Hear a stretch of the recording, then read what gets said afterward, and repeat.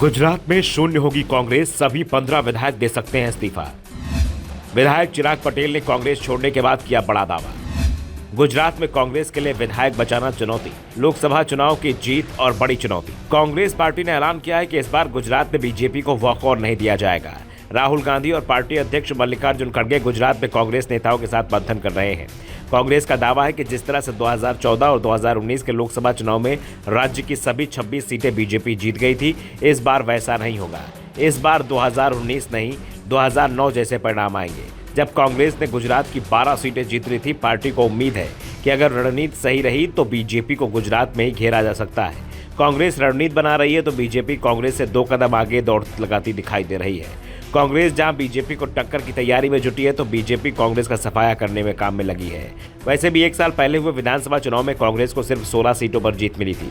Party को सदन में नेता विरोधी दल का दर्जा तक नहीं मिल पाया था और अब कांग्रेस पार्टी के लिए अपने 16 विधायक संभालना भी मुश्किल होता दिखाई दे रहा है।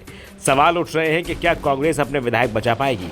अगर कांग्रेस विधायक ही नहीं बचा पा रही है तो राज्य में बीजेपी का तीसरी बार क्लीन स्वीप कैसे कर रोक पाएगी? दरअसल कांग्रेस पार्टी के खंभात से जीतकर विधायक बने चिराग पटेल के इस्तीफे के बाद अब अटकलों का दौर शुरू हो गया है। कांग्रेस विधायक पद से इस्तीफा देने के बाद चिराग पटेल ने कांग्रेस को ही निशाने पर ले लिया। पटेल ने कहा कि कांग्रेस में अंतरिम गुटबाजी चरम पर है।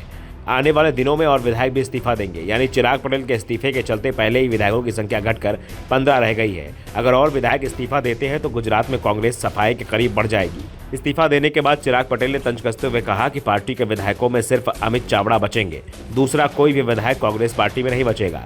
यानी जब तक कि जो विधायक प्रधानमंत्री मोदी का खुद को घोर विरोधी बताते हैं वो विधायक भी बीजेपी में जाने का रास्ता देख रहे हैं। पटेल ने कहा कि कांग्रेस लोकसभा चुनाव से पहले शून्य पर पहुंच जाएगी। पिछले कुछ दिनों में गुजरात की राजनीति की हलचल की बात करें तो इस दौरान गुजरात विधानसभा के 2 विधायक, एक कांग्रेस एक आप के इस्तीफों को ऑपरेशन लोटस से जोड़कर देखा जा रहा है। राजनीतिक हलकों में चर्चा है कि पार्टी लोकसभा चुनाव से पहले सभी 26 सीटों पर जीत सुनिश्चित करना चाहती है। गुजरात बीजेपी के अध्यक्ष CR पाटिल ने तो दावा किया है कि पार्टी को सिर्फ जीत नहीं चाहिए बल्कि बड़ी जीत चाहिए। CR पाटिल ने गुजरात में हर सीट पर कम से कम 5 लाख वोट के अंतर से जीतने का लक्ष्य रखा है।